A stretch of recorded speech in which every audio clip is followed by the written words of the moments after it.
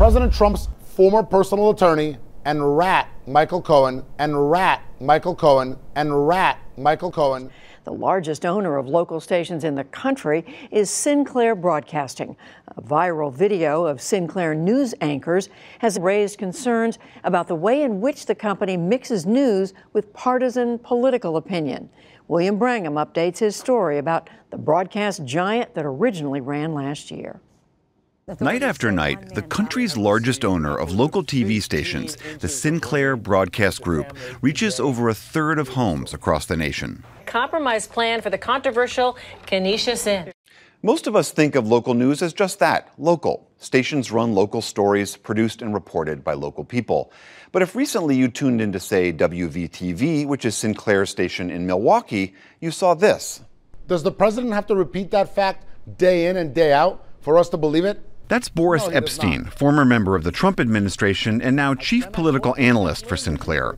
And here he was again on WEAR in Pensacola. The president stating the fact that the fringes of the left and the right and on KSAS in Wichita are both capable of hate and violence does not mean he's condoning any of it. And again on every single one of the 193 Sinclair stations across the country. Eric Lipton is a reporter for the New York Times who's been covering Sinclair. They have, what they call must runs, which include Boris Epstein, who is a surrogate for Trump, who is, on the air talking about conservative issues. While the local news stations largely decide what their local news is going to be, a covering of local government crime and local issues, there are these must runs that go on their networks across the United States, which have a decidedly conservative flavor. Journalism professor Louis Friedland. It is a real step in a very different direction to begin to say that the most trusted news source of most Americans is going to be allowed to be turned into an opinion organization, opinion machine for a very narrowly conservative point of view night after night in local communities. Sinclair disputes having any kind of a political bent.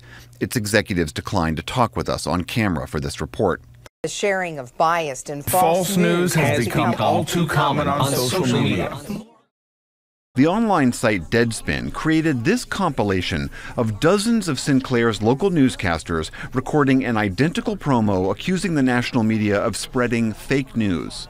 An agenda to control exactly what people think. And this is extremely dangerous to our democracy. This is extremely dangerous to our democracy. This is extremely dangerous to our democracy. This is extremely dangerous to our democracy. The video spread quickly on social media, again stirring criticism of the broadcast giant. Scott Livingston, Sinclair's senior vice president of news, responded in a memo saying, "The promos served no political agenda and represented nothing more than an effort to differentiate our award-winning news programming from other, less reliable sources of information."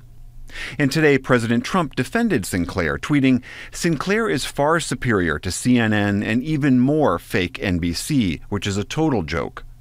For the PBS NewsHour, I'm William Brangham in Washington, D.C.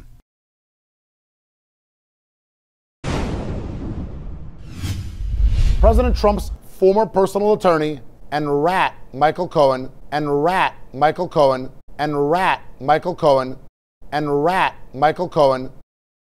An agenda to control exactly what people think. And this is extremely dangerous to our democracy. Former personal attorney and rat Michael Cohen was questioned in a heated all-day hearing in front of the House Oversight Committee this week.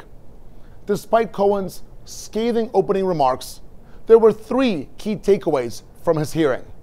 One, Cohen said under oath that he did not take a trip to Prague to collude with Russia on behalf of then-candidate Donald Trump.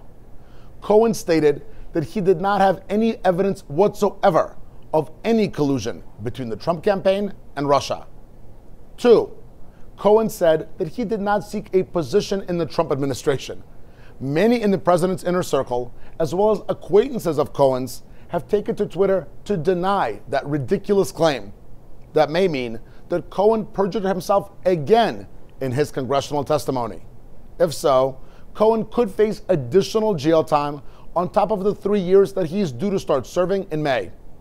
3, Cohen repeatedly called himself a liar exposing his bias against the president and making a total fool out of himself.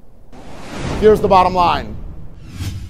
The good news for Democrats, they got an opportunity to continue to talk about President Trump and the Russia investigation for just a little longer. The bad news, Cohen's testimony exposed their narrative for what it really is: totally fabricated nonsense. An agenda to control exactly what people think. And this is extremely dangerous to our democracy.